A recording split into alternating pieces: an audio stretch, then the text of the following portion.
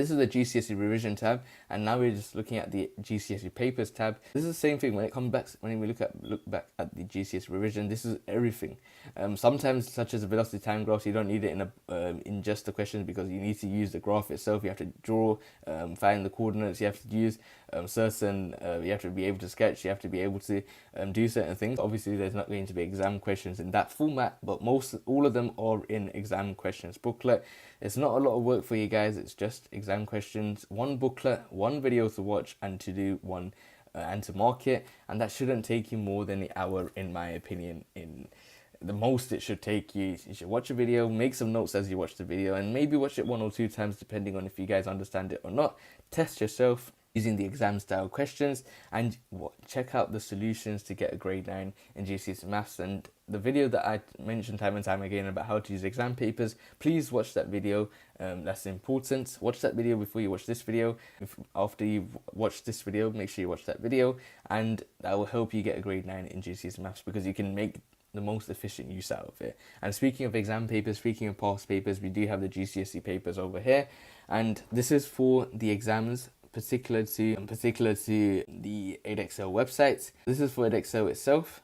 If you want to check out the paper that I was able to do, which I assume is the June 2018 paper. Yep, I think this is the paper that I was able to do. I do think so. I think this is foundation. Or maybe it was, If I go to the last question, I will be able to remember myself. Yes, I think this is the paper that I was able to do. The exam questions are here, and for this part in particular, if you go to the June 2018 paper and then we go to the answers, this is worked out solutions.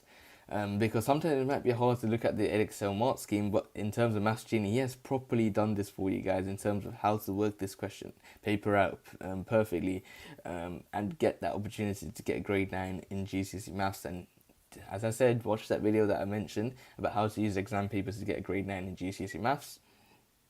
And when it comes to the final parts, there's also a video where you can watch to look at the particular topic. We're going to look at a video, and he's going to teach you guys how to he will do the work out for you, and he's teaching you guys what is going through his mindset as things are going on. I remember watching these videos back in the days as well when I was studying you guys, and it was very, very useful to get a grade 9 in GCSE Maths. Ensure that you make the most out of it, ensure that you learn the most out of it, and ensure that you take the most out of it, in my opinion, and make the most out of getting a grade 9 in GCSE Maths.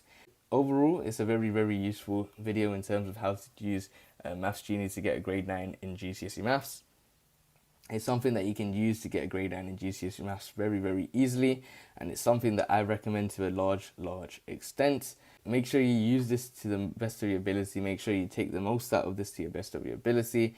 And when it comes to the websites, make sure you use it to the ways I've taught you guys to use it. Make sure you guys use it in the format that I've taught you guys, because the Maths Genie website is highly, highly recommended.